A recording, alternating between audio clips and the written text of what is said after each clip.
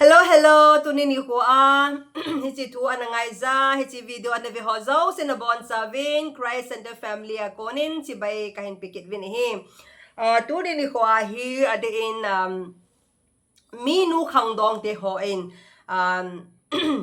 now nei chung sa nga childbirth chung sa nga ihe te diule ei male ei man zo iki Gelkhoh te diu ba point izaram khat in ve khom diu ka no men he aden Minu khat adinga ehin khuwa pasal ihin nei ting haile I pasal banta pasal ihin nei ting ale apoi mo pin khat so sale now inei ding hi ahin he ji ahi ze a chu nang le na pasalin nang ma minuin nakigel ko lova ahile nang ta sa ma effect ding ahi koi madang effect ponte nang ma na effect ding ahi asu tu ni ahi ke ma experience akon le adin minu izat ham khat in lama minu izat ham khanto kaki housing liza hi chi chung chang hi seding in kilombe se hi zong le inam sungwa Minu khang dong te ho izat ham khat adingai awareness pha chom na hi thading ham ti ngai to na hi chi thu hi kahin share a hi in angai nom lo yu mo zong le pakai mina in ke thim divin kahin tim vin he adin now nei chung chang hin ka family te zong ka family zong hi Chennai muna South India hin kum som le kolam kum som ni hinde sa ka hum tawin hi ji sung hen ka vena hi le ama ho tamil te chon na la hoi ka sa ta khan le nu mai ho awang phat naw lin pin khat chu ipiham itia hi le Minu khat nu mai khat chu zi a hin ne za sa a hin ne ding te nga a hi le anei masang thathum anei zo thathum thagup sung hi ama pen nanu anu kalwala ahetim ding ompoi anu kalwala alungel asei ngam ding ompoi atiwa ama pen na anu ko mahi thagup sung hi anei masang thathum anei zo thathum hi sawa anung sangahi thagup sunga oma hiji sunga so anu le apain sumle pilot hozong apo do pia ni le sa hoi ta abol pi over chukile amahon hijlai ta abol thu pi no so nawo tamil den agyal ko ma jeng ben he nawo layan ne le cha nawo naw nei so ne le cha kiti agyal ko dan so ke jeng song naw ka bok tinga ahile ne ding hin sim pi wa hizna ne le phadi hizna ne ding dia he hung pi izyu ahin he amahon naw nei agyal ko dan he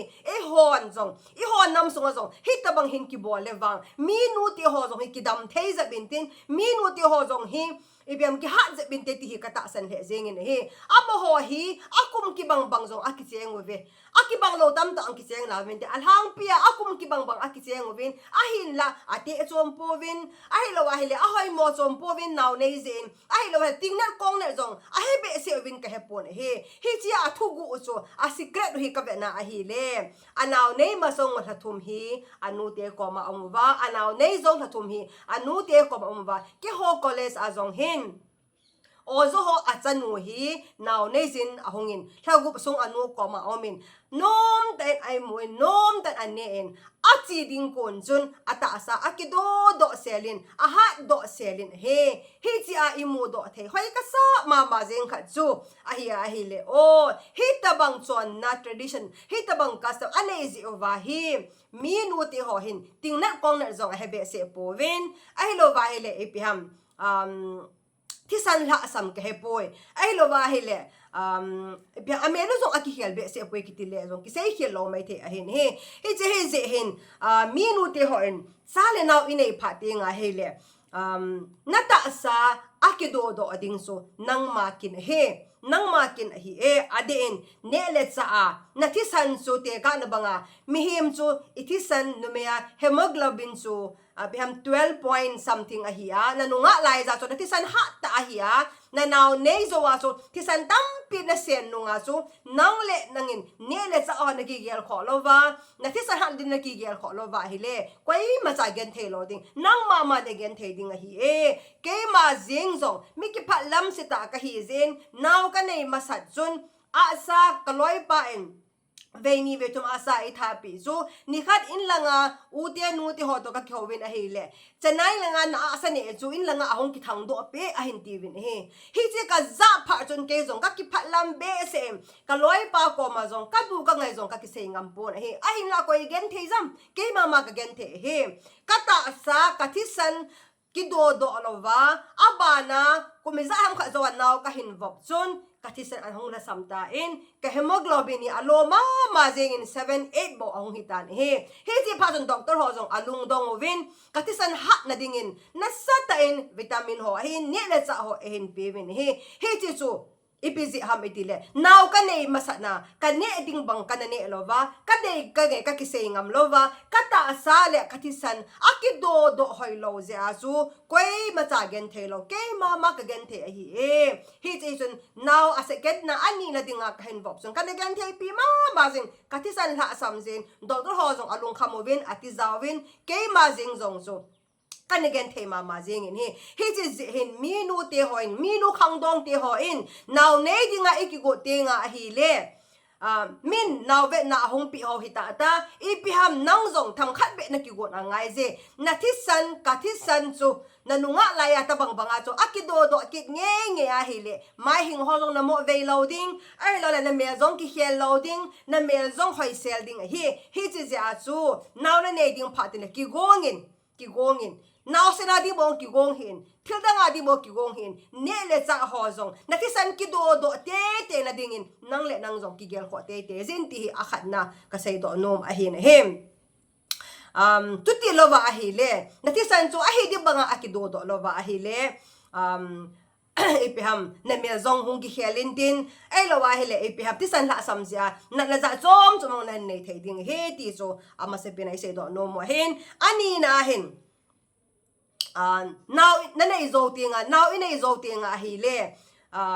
lai za ham khat sung hi ai zo ikidep za angai zin he tol ha wang ve ha buna bun wang ve buna in thi wang ve ti ho ku azi chu ke zong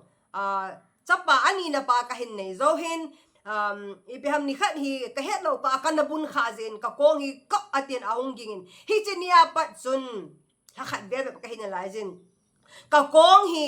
ipiham aphat si lahen ahong na do zing ka gen the pi ma zingin ha sa ka sama ma zingin hi chi ze hin minu te ho hi chu ta bang hi ipiham ki mo se thei lo a hi zen minu ti ho now in ei zo phati nga hi le tamil ho hin kol ho helanga tamil ho ni pi abawam dile now anei zo phati le bung lo wa hi to tha ma saw wa thil abolo hin hi chi hin bun wang ve ai lo wa hi le thil ai ma ki gel ko hite ita sa na ta sa chu na te chan ge na nga ding hitai na ta sa chu mi dang hin thelo hi ze a chu na te to ka adinga na gela ne le cha ho zong hai ta ipam sum na nei lo the zong le hi naw na nei zo pha le ti san ki do da ding be chu ipam ingai to te de poi mo en ani na chu ita sa ikong gu pelvic bone hi chi naw nei zo pha de le amale ama cham chama ki khena hung ki zo mat ki pa ho ki su he lo te na dinga he iki ven dio hi ani na ka se to nom he athum na hin hi chi he minu in langa minu izar ham kha to ka ki housing laiza amon akisi danu minu khat nong chun cha li kanin ali ta in hospital an ne ding sumle by sending ka da ze in muna kanizin a hile hi chi now ti ka now sen jong alin thei ma jengin hi chi hospital an now nei lova in muna cha li ta now li ta kanizin tu hin kalwai pa to ka boilo hane atin he ipiti ham katia hila man zo a sejin hi je a chu in muna cha normal la cha li ta na ne za a hile aris na medical lang aris say taponge ahin la nu pa hin ho ki ka aboy the a hi ji a kahin se ahin he chali ta so na cha te lien ta hiya chali ta so in muna na ne za hospital muna na ne lova a hi le now in eting a hi le mi nu hin now in eting a hi le hi che now sen hung po do na hu now sen ale da a hi le ipiham ihin pi izun tha na ho ke hin he hi ji so atum ke hi tai atum ke je a chu hi ji atum ke na pa now sen in ahong po do te ngai le atum ke na pa now sen ne ho wang chu ho be se po te now sen lien ho hang pia chu len ta atum ke a hi le hi ji len ta atum ke na pa chu hospital na nei za hi le nurse on na hui pi ding he na hui pi asat pe la chu a hui wang ve wa hi le ahong dam ti ngai normal ta bang banga chu the ke hi a hin la hi chu ve li ta ve ni ta ve thum ta in mu na naw na ne ya khat ve chang hi ji naw na ne na ma ha chu a ki hui lo wa a hi le ahong dam pha te nga le hi chu masanga na nunga lai ta banga normal a chu ga dan lo wa loose ji a hi tai thaging ji a loose phara chu na pasal to ipam nu pa hin ko naman pha te nga le nu pa hin ko man pha te nga hi le azi in zong apasal in zong apam enjoy the lo a hi je a chu hi chi hin nu pa ke ka tam ta su boy jang hi isai do ngam lo wang ba hi e ti hi minu iza ham kha do ki ho jing lai za kamu do khat le hi chi awareness bol te ding hi pha ka sa je akan se he a je chu tu jeng in zong thing hang lama aden thing hang lam ke he poi sum le pai sending dop lo ja in muna naw ne nei sinong tam ta yum ve abona wang chu hi de poi hi zong le a hang pia wang su